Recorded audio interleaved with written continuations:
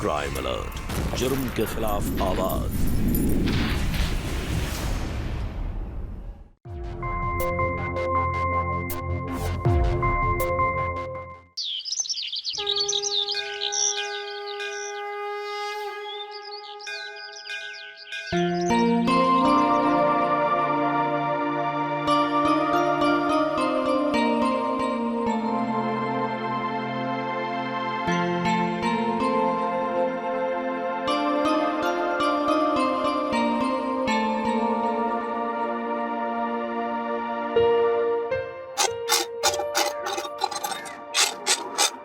बहन जी कुछ तो देती जाओ, भूख लगी है। ये लो प्रसाद।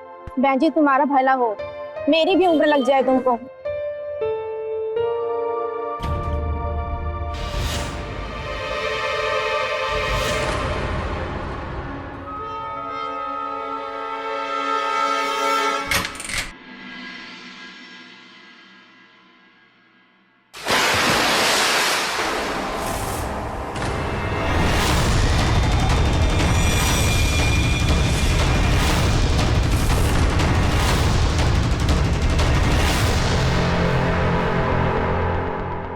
देवरानी जी तुम हो?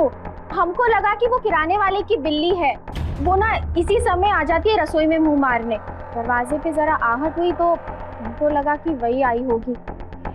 माफ करना। हाँ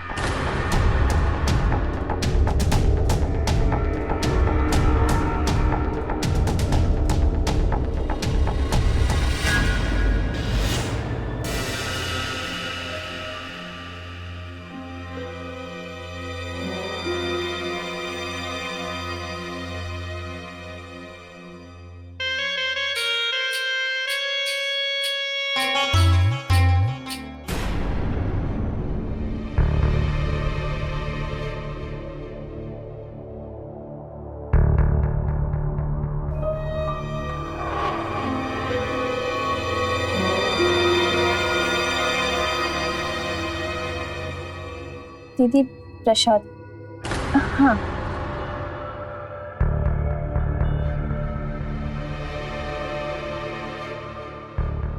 माँ जी प्रसाद।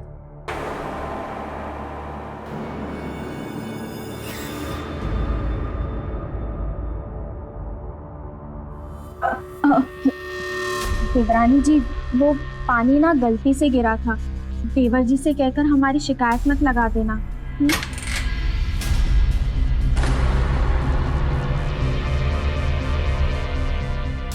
जी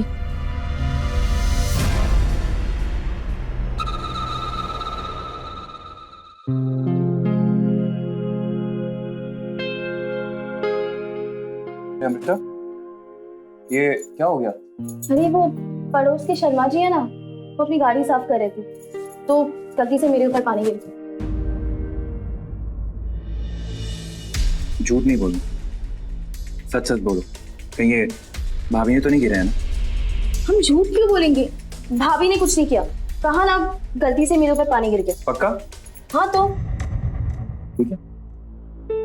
अच्छा सुनिए ना, हमें ना 50,000 रुपए की जरूरत थी, वो ग्रह शांति की पूजा करवानी है और अब ब्राह्मण भोग भी चढ़ाना। ठीक है, हम दुकान से वापस लौटते समय दे देंगे। अच्छा सुनो, हम क्या बोल रहे थे कि हमने किराए के लिए एक नया घर देखा है। फिर वही बात, हमने कहा ना हम ये घर छोड़ के कहीं नहीं जा रहे। तो हम भी तुमको बोल दिए है ना कि इस घर में हम ज्यादा दिन तक नहीं रुक सकते। अरे हम रोज रोज उसकी झिकझिक से परेशान हो चुके हैं यार, हमको और बहस नहीं चाहिए, बहुत हो गया। हम सही समय देख के अम्मा से बात कर लेंगे, लेकिन तुम ना यहाँ की मोह माया से बाहर निकल जाओ, समझी? चलो हम चलते हैं।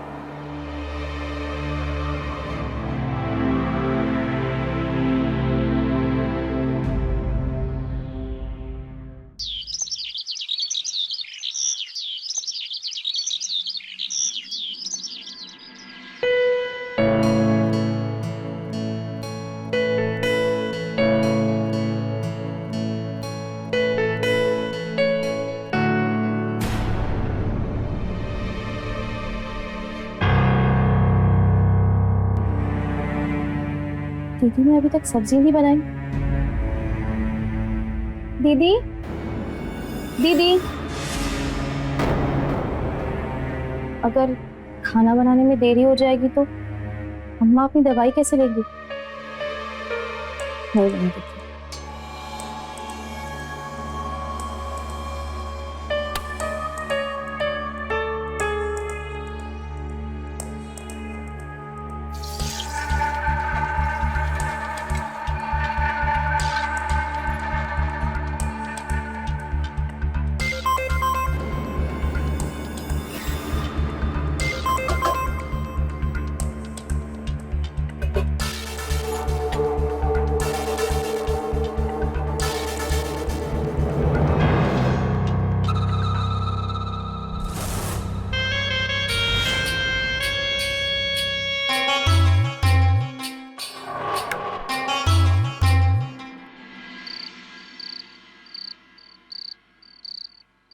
इस महीने पूरे 12,000 रुपए का नुकसान हुआ है।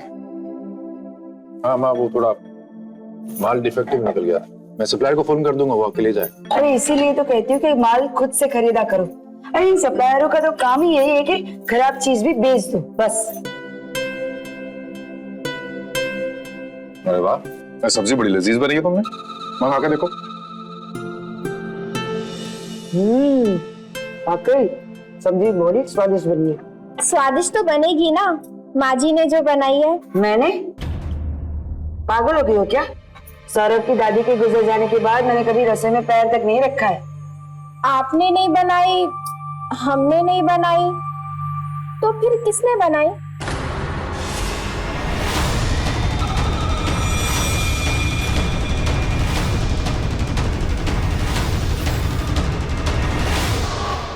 जल्दी से खा लो। नहीं, पहले तो ठीक। हाँ लड़के बाहर निकल।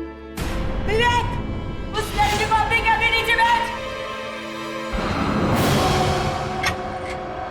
अरे अम्मा, क्या हो गया? ऐसे क्या कर दिया इसने?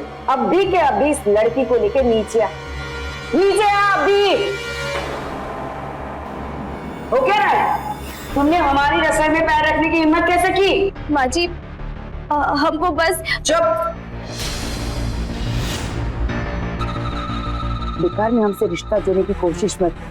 आई बात समझ में? लेकिन माँ, इसने कर क्या दिया? क्या कर दिया? हाँ, माँ जी के चूल्हे पे सब्जी पकाई तो पकाई, ऊपर से माँ जी ने खा भी ली।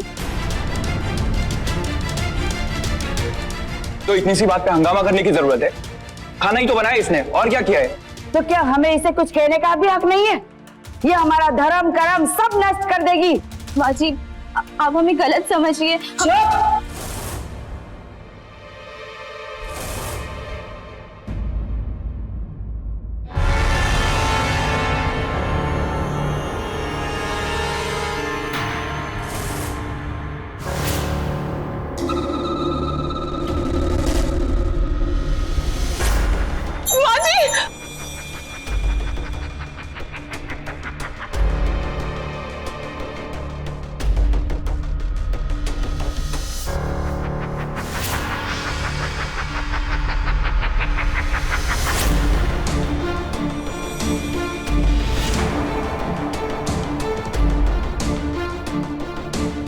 पैसे चाहिए ना तुम्हें? पैसे चाहिए ना? हम देते तुम्हें पैसे।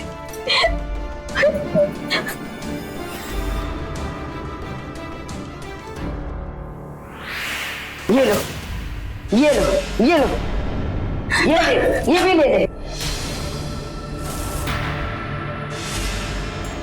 जितना पैसा लेना है ना वो सब ले ले, पर इस घर से और मेरे बेटे की जिंदगी से दूर चली जा। आई बात समझ में? बस करो माँ। तुम्हें हमसे दूर करने वाली वजह अमृता नहीं है, बल्कि उसकी वजह तुम खुद हो। क्या बकवास कर रहा है तू? हम बकवास नहीं कर रहे हैं। ये लो अमृता, तुम इस घर की बहू हो और तुम्हारा इन पैसों पे हक है, समझी?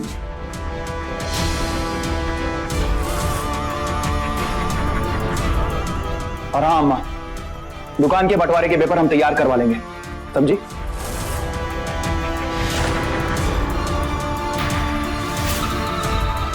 तुम चिंता मत करना, ये जो 50,000 रुपए है ना, ये हम उनके हिसाब में काट कर ही डालेंगे, फिर सारा का सारा हिसाब बराबर।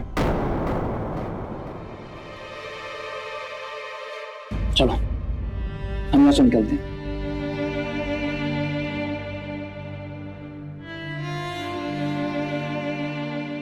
विवेक, विवेक,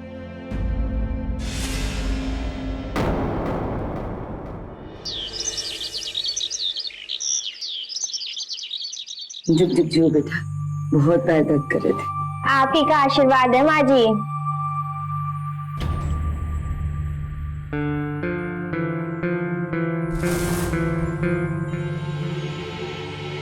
माँ जी, हम जानते हैं कुछ दिनों से इस घर में कुछ भी ठीक नहीं चल रहा, पर बहुत जल्द सब ठीक हो जाएगा, और हमारे बीच भी। माँ जी, हम आज एक बहुत बड़ी पूजा करने जा रहे हैं, इसीलिए आपका आशीर्वाद चाहिए था हमें।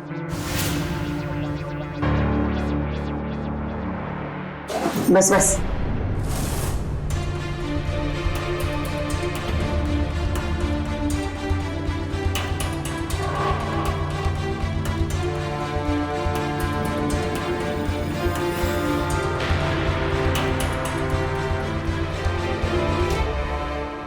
और हाँ माँ जी, हम विवेक जी को इस घर से और आपसे कभी दूर नहीं होने देंगे।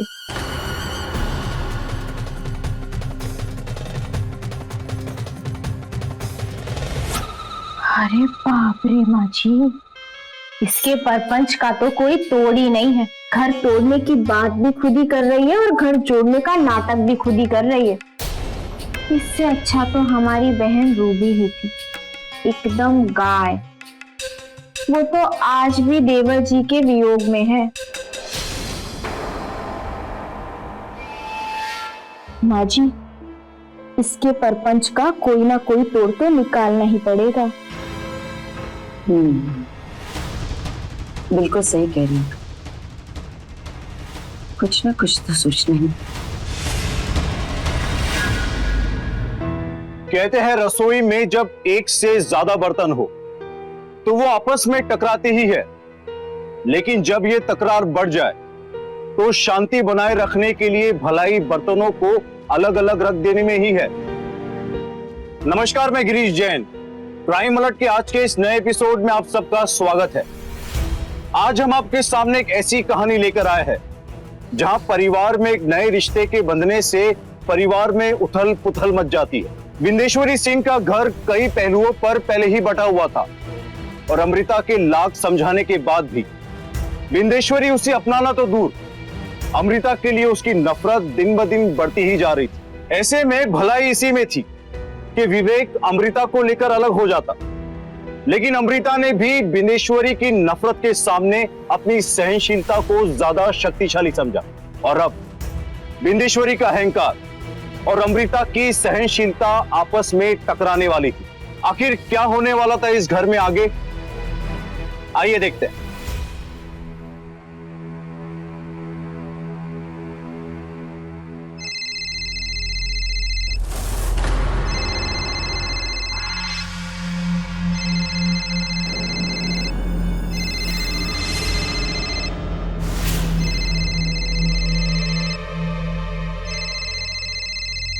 आप जिस व्यक्ति को कॉल कर रही हैं, वह उत्तर नहीं दे रही है। माँ, अब बताइए क्या? क्यों? वो मंदिर में नहीं मिली क्या? भाभी वो मंदिर पहुंची नहीं है। क्या? मंदिर नहीं पहुंची? तो फिर वो कहाँ गई? भैया, हमको तो लगता है हम लोग को पुलिस स्टेशन जाना चाहिए। हाँ जल्दी चलो, देरी करनी चाहिए। हाँ, हमें देरी करनी चाहिए। पुलिस? माँ जी, अब क्या करेंगे?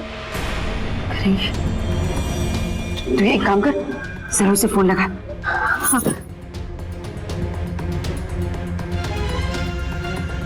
The person you're calling is not answering. Please try later.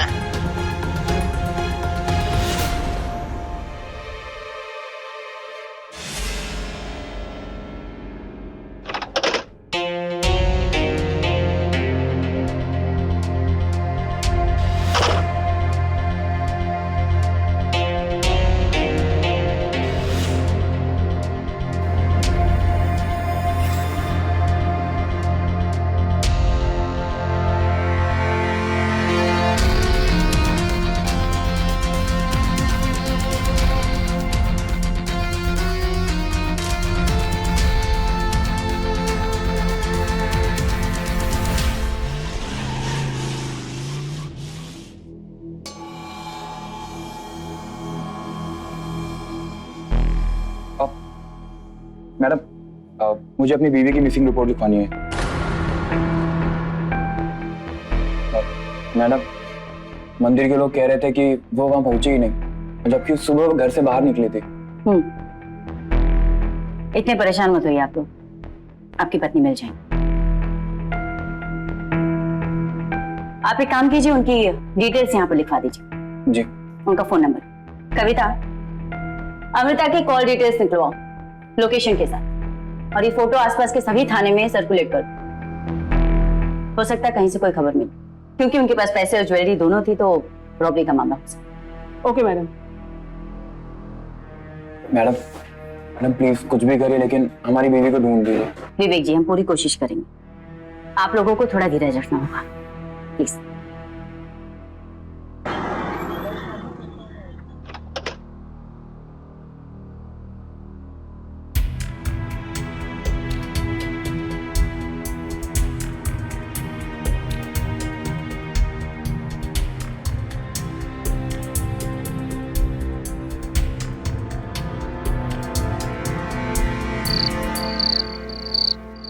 मैं एक बार फिर दोहरा रहा हूं, इसका नाम अमृता है, कद 5 फुट 3 इंच, रंग गोरा।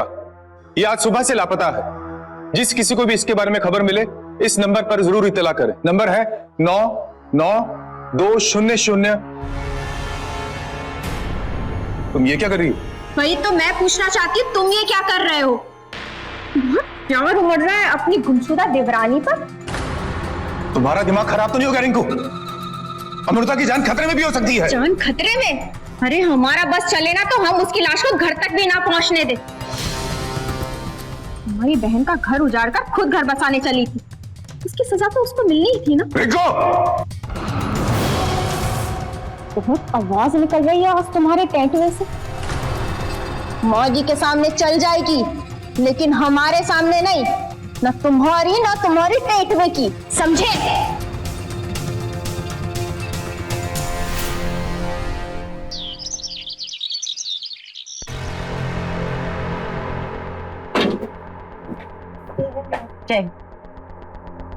कविता, अमृता के केस का कुछ पता चला? मैडम, हमारे लोग पूछताछ कर रहे हैं, पर अभी तक कोई लीड मिली नहीं है, और उसकी लास्ट लोकेशन उसके घर की ही है। अच्छा, आसपास के पुलिस स्टेशन से कोई खबर? No madam. अच्छा, एक काम करो, तुम ना। मैडम एक मिनट। हेलो, क्या?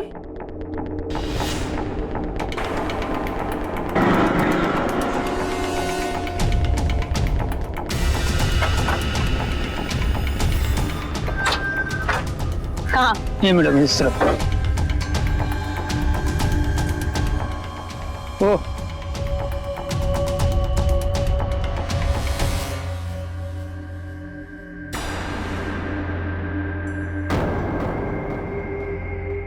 आसपास में देखो, कहीं कुछ मिलता है क्या?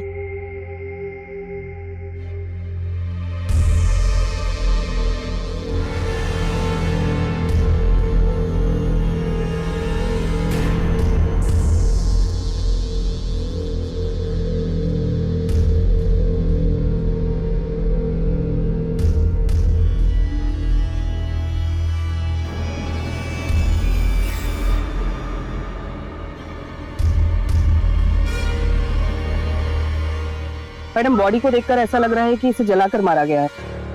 आसपास से कोई आईडी भी नहीं मिली है, पर्स या ज्वेलरी जैसी भी कोई चीज नहीं मिली है, लेकिन जो डिस्क्रिप्शन हमें मिला है उसके मुताबिक ये अमृता की ही बॉडी लग रही है।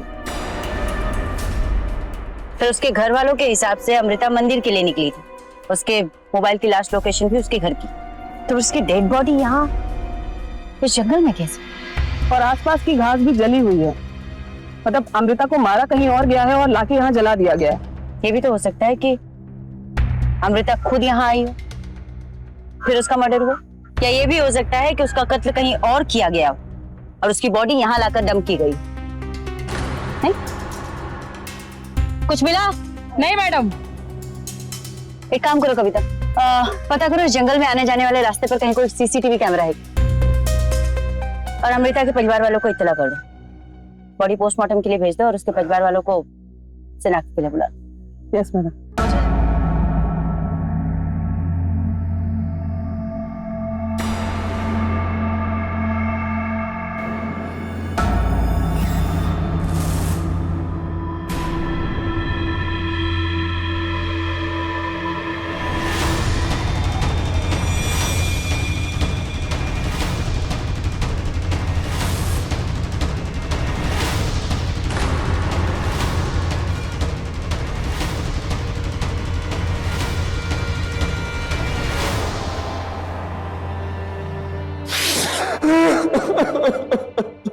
डेड बॉडी हमें इसी हालत में मिली। उसके पास ना तो कोई आईडी थी, ना ही कोई ज्वेलरी। हाँ, कपड़े के कुछ टुकड़े थे।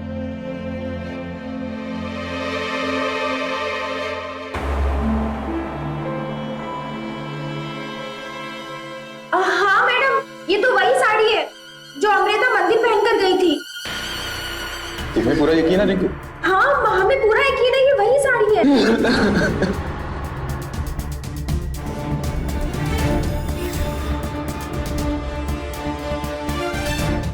देखिए, मुझे लगता है कि अमृता की हत्या लूट के इरादे से की गई। फिर भी आप लोगों को किसी पर कोई शक है? मैडम, अमृता का ऐसा कोई भी दुश्मन नहीं है जो उससे इतनी नफरत करता हो। उसकी ये हालत कर दी। अमृता के परिवार में, मेरा मतलब है उसके मायके में और कौन कौन? उसके रिश्तेदारों में उसके दूर के रिश्ते की एक मौसी है। पोस्टमार्टम के बाद बॉडी आप लोगों को हैंड ओवर कर दी जाएगी, प्लीज। माँ जी, पूरी बॉडी छिन भिन हो गई थी, फिर भी मैंने पहचान लिया। विवेक, चुप हो जा बेटा, सब ठीक हो जाएगा। रो मत बेटा। अम्मा, क्या हो गया हमारी अमृता को? ऐसा नहीं बोलते बेटा, सब ठीक हो जाएगा। हाँ, सब है ना तेरे साथ। तेरे भैया है, तेरी भाभी है, हम हैं तुम्हारे साथ। तुझे धीरे से काम लेना होगा, सब ठीक हो जाएगा बेटा, रो मत। और ज्यादा दिन तक तुम जिंदा नहीं रहोगी अम्मा, क्योंकि हम सब पुलिस को बता देंगे और फिर तुमको फांसी की सजा होगी। विवेक, तुम्हारा दिमाग खराब तो नहीं हो गया? ये क्या पकड़े हो तुम? हाँ भैया, खराब हो गया हमारा दिमाग इनकी वजह से। अम्मा, सच सच बता दो, तुम नहीं मारा ना हमारी अमृता को? हमने? हाँ, आपने हमारी अमृता को मारा है। तुम नहीं बताने वाली? अम्मा, हम प्यार से पूछ रहे हैं, तुम बता दो कि तुमने ही हमारी अमृता को मारा है, हम तुमको जान से मार देंगे। विवेक, पागल मत करो। भैया छोड़ो, भैया बोले छोड़ो। चाकू फेंको भैया, भैया चाकू फेंको भैया, छोड़ो, होश से काम लो, पागल मत करो। चाकू फेंको अम्मा, चाकू। अम्मा बता दो हमको एक बार कि आप ही ने मारा है। चलो भैया छोड़ो मत भैया। अम्मा, अम्मा एक बार बस हमको बता दो कि तुमने हमारी अमृता को मारा है। अम्मा बताओ ना अम्मा। अम्मा चुप, अम्मा चुप, अम्मा चुप नहीं करेगा। अम्मा बस बता दो भैया, भैया छोड़ देना भैया, भैया एक बार मैं पूछ, भैया भैया एक बार, भैया भैया बोलो ना भैया, भैया से एक बार अम्मा से पूछ लो ना।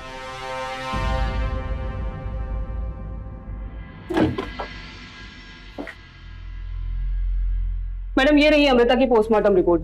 रिपोर्ट के मुताबिक मौत गला घोटने से हुई है। मौत का समय रात के 3 से 4 के बीच का है और रेप के भी कोई साइन नहीं है। आमतौर पर ऐसे केसेस में लुटेरे जब लूटने में नाकामयाब होते हैं तो आदमी को मार देते। ये तो ठीक है कि उन्होंने अमृता को मार दिया, लेकिन सोचने वाली बात यह है कि उन्होंने अमृता की बॉडी को जलाया क्यों? पहले उन्होंने उसे लूटा, फिर उसके गला घोटकर मार दिया, और उसके बाद उसकी बॉडी पर सिर्फ एक अंगूठी छोड़कर उसकी बॉडी को जलाया। क्यों? ताकि उसकी आइडेंटिटी मिटाई जा सके। नहीं कभी। अगर ये लुटेरे ही अमृता के कातिल हैं तो उन्हें उसकी पहचान मिटाने की जरूरत क्यों पड़ी? मुझे तो लूट के केस में ये मर्डर लगता है, प्री प्लान मर्डर। कोई सीसीटीवी मिला? नहीं मैडम, ये जगह शहर से काफी दूर है। 6 किलोमीटर के रेडियस पे कोई भी सीसीटीवी नहीं है, लेकिन हमारे लोग कोशिश कर रहे हैं। एक काम करते हैं, अमृता की मौसी के पास चलते, हो सकता है उससे इस केस को कोई नया एंगल मिल जाए।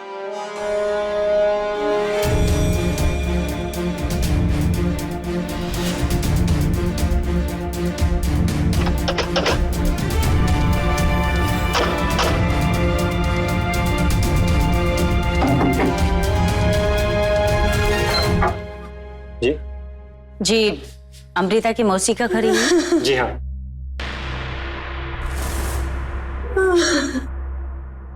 मौसी,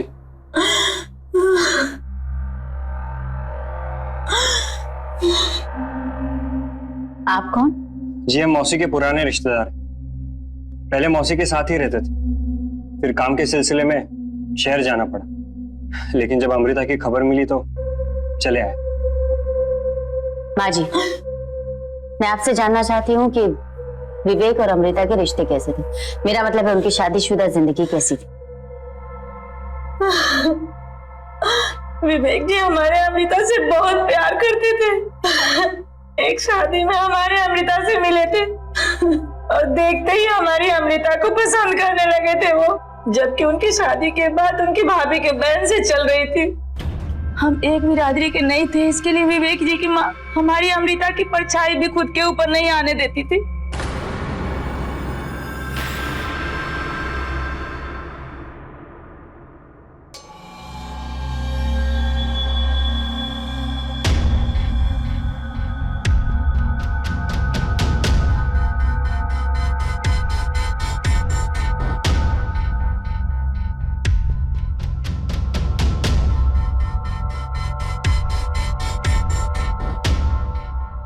ये लो।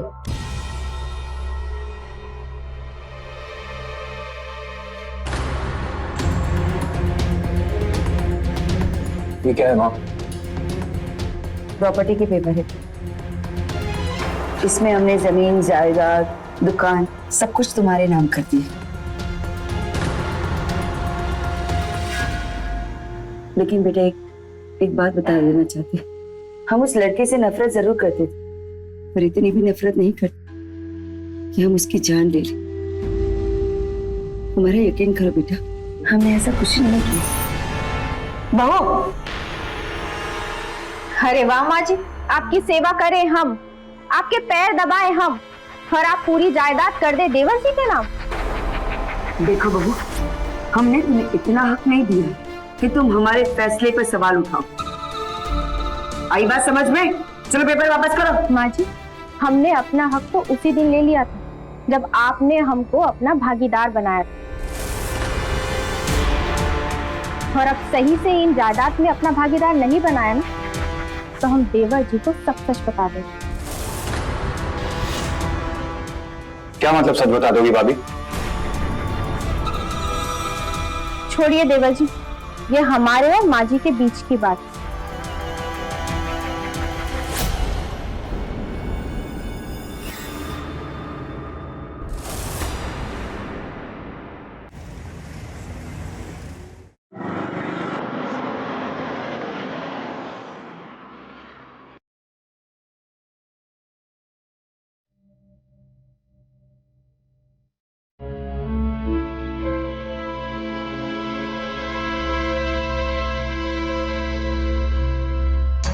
अरे मैडम, आप अमृता के बारे में कुछ पता चला क्या? रिंकू सिंह कौन है? जी हम हैं, हम आपको थाने ले जाने आए।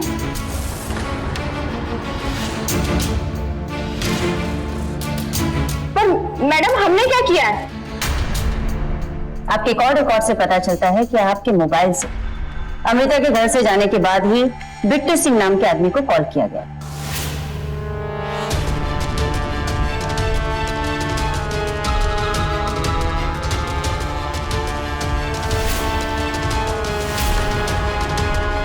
याद आया? और इस बिट्टू सिंह पर अटेम्प्ट ऑफ मर्डर का केस चल। अमृता की लाश मिलने के बाद से वो शहर से फरार।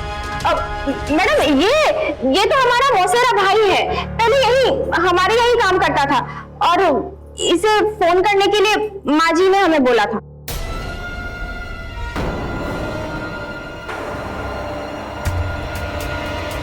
हेलो बिट्टू, तुम जाओ अपना काम करो।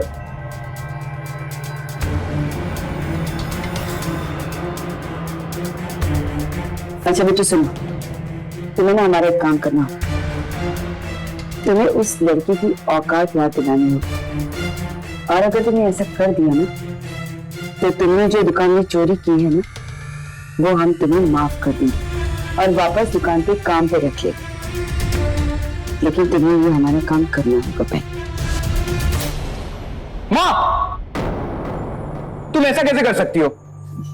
नहीं विवेक, हमने फोन जरूर करवाया था पर उसे मारने के लिए नहीं। वो तो हम जो भी कहना है पुलिस स्टेशन में चलकर कहना।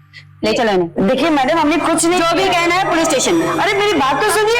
अरे छोड़ो, हमने कुछ कहा ना हमने कि हमने कुछ नहीं किया। छोड़िए, हमने कुछ नहीं किया बोल रहे हैं ना, आप समझ क्यों नहीं रही? हमने कुछ नहीं किया, छोड़िए हमको। अरे आप समझ क्यों नहीं रही? हमने कुछ नहीं किया मैडम, हमने कुछ नहीं किया है मैडम।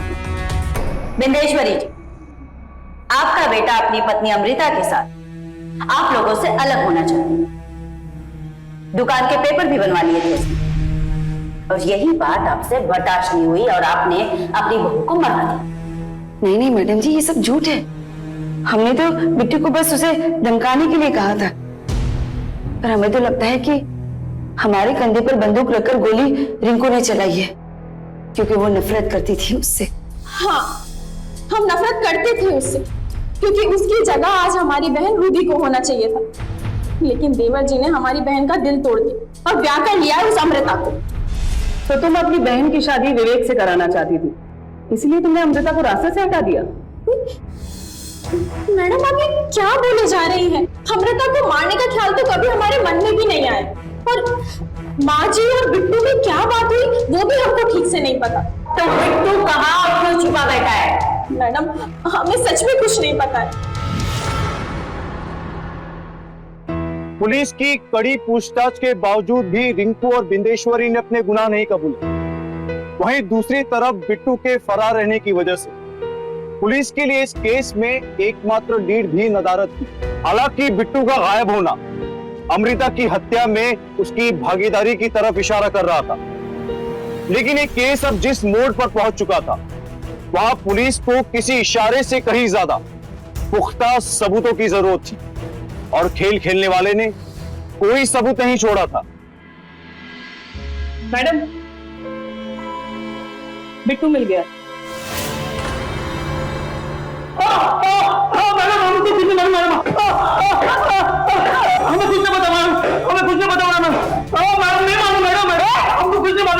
तुझे कुछ नहीं पता, तुझसे मारा किसने? मारा उससे? मुझे पता नहीं। हमें तो अम्मा ने बोला था डराने के लिए। मैं तो मंदिर के बाहर भी खड़ा होता था, तो वहीं ने एक दो दिन से मुझे फिर एक दिन पता चला कि वो गायब हो गई। इसी डर से मैं फंस ना जाऊँ उसके लिए मैं गायब हो गया। मैंने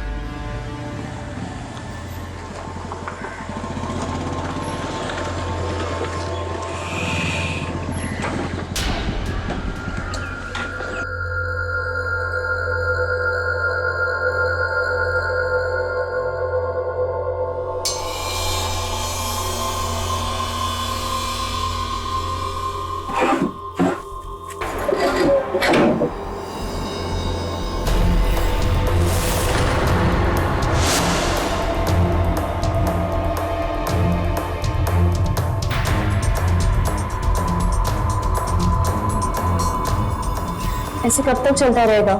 जब तक हम चाहेंगे चलता रहेगा। थोड़ा दूर हटो ना।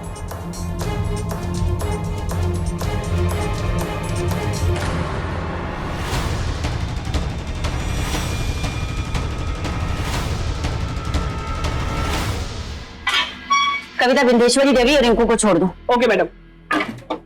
एक बात समझ में नहीं आ रही कि ये बिट्टू ने अगर बिंदेश्वरी देवी और रिंकू के कहने पर अमृता को नहीं मारा, तो आखिर अमृता को मारा किसने, और वो भी इतनी बेरहमी से? उसकी इतनी गहरी दुश्मनी किसके साथ हो सकती? कोई लव ट्रायंगल तो नहीं? पर मैडम, विवेक की कॉल रिकॉर्ड से अफेयर का कोई एंगल नहीं मिला है, और अमृता के कॉल रिकॉर्ड्स भी एकदम क्लियर हैं। लेकिन मैंने सुना है इनकी शादी बड़ी जल्दबाजी में हुई। तो इस जल्दबाजी में कोई दिल जला तो नहीं जिसकी कहानी हम मिस कर? ये कैसी बातें कर रही हैं आप? एक मरी हुई लड़की के चरित्र पे उंगली उठा रही हैं आप। देखिए माँ जी, हम आपकी बेटी के चरित्र पर उंगली नहीं उठा रहे, केस के लिए संभावनाएं तलाश रहे। ये भी तो हो सकता है कि कोई एक तरफा प्यार हो जिसके विषय में अमृता खुद ना जानती। तो आप किस तरह की मदद चाहती है हमसे? क्या अमृता का कोई पुराना नंबर है जो वो शादी से पहले यूज किया करती? जी, अभी लेके आई।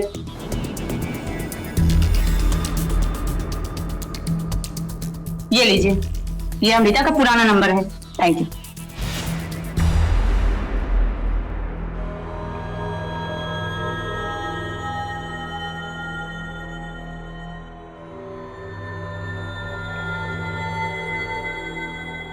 मैडम आपका शक बिल्कुल सही निकला।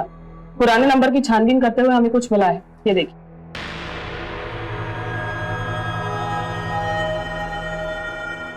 इसका एड्रेस वो भी मिल गया है, हम अभी रेड के लिए निकल सकते हैं। चलो।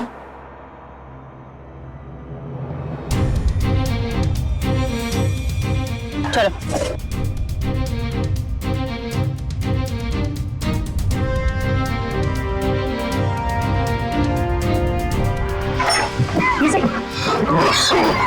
आवाज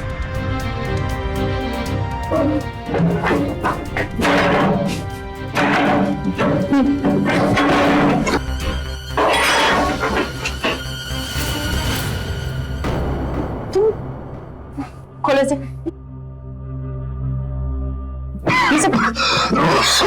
ये सब किसने किया और तुम यहाँ क्या कर रहे हो? ये सब अमृता ने किया है मैडम।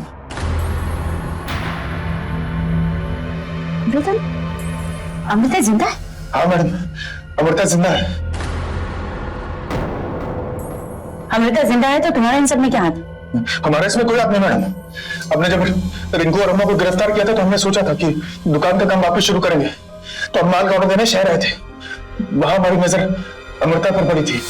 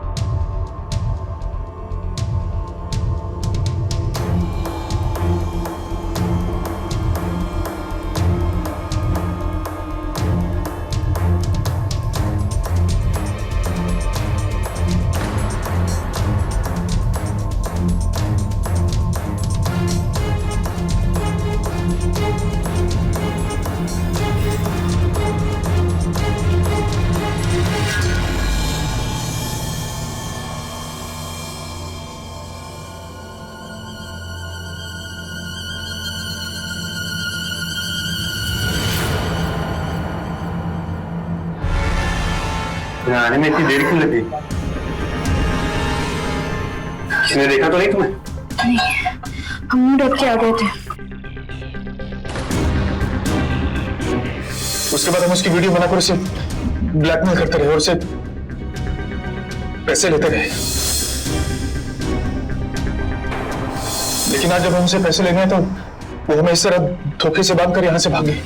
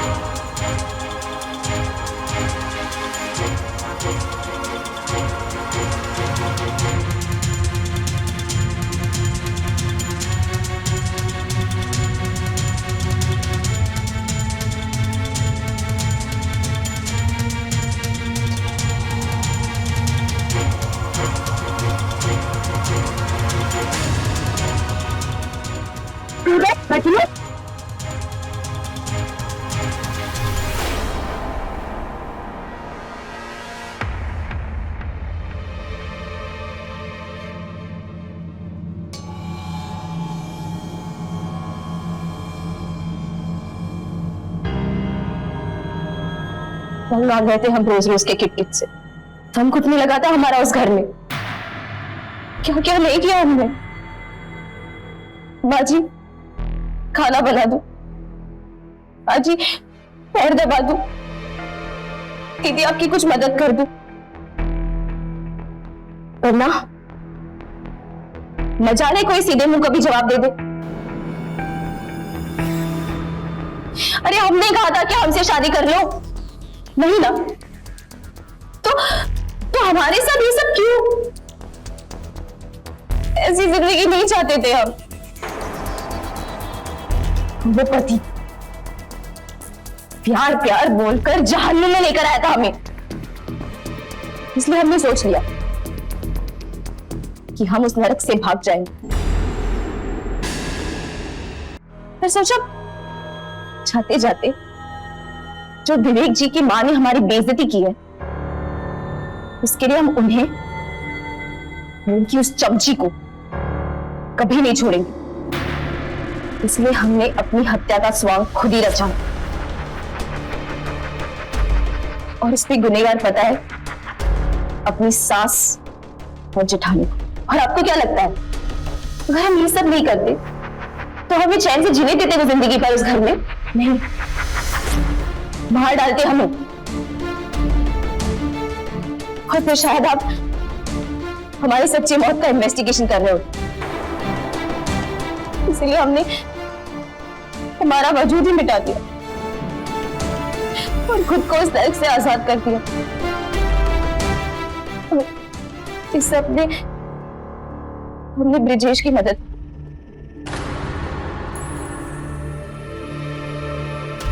और अपनी जगह पर किसे मारा तुमने? एक भिखारन को।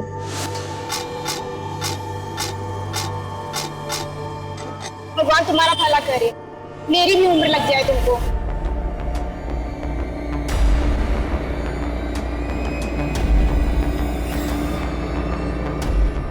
हेलो। हाँ, तुम बहुत अच्छी हो, तुम मुझे खाना खिलाती हो। अब तुझे ये भी खिलाएंगे।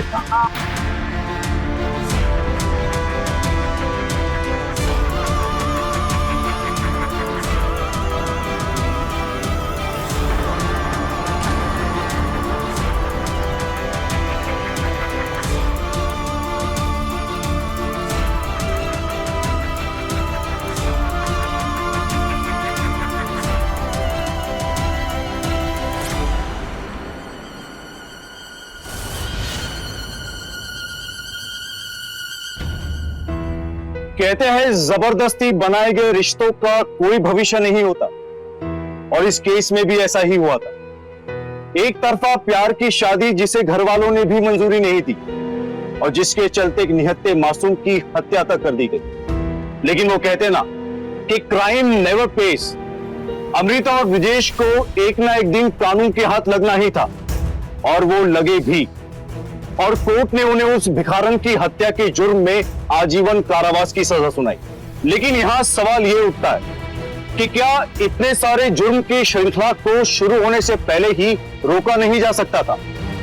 इस सवाल का जवाब है हाँ। विवेक बिना बिंदेश्वरी को बताए, बिना उसे अमृता के बारे में समझाए, उससे शादी करके उसे घर ले आए, और यही बात बिंदेश्वरी के सीने में जाकर चुभी और उसके और अमृता के बीच सिर्फ और सिर्फ नफरत पनपने लगी। दोस्तों, एक बात हमेशा याद रखिए, बात करने से ही बात बनती है, और जिस परिवार के सदस्य आपस में एक दूसरे की परेशानी और मनोस्थिति के बारे में बात करते रहते हैं, उस परिवार में जुर्म कभी नहीं पनपता। इसी के साथ मैं गिरीश जैन क्राइम अलर्ट के इस एपिसोड में आपसे विदा लेता हूं। फिर मिलूंगा ऐसे ही किसी अपराध से आपको अलर्ट कराने। तब तक be alert, be safe. Crime alert, जुर्म के खिलाफ आवाज।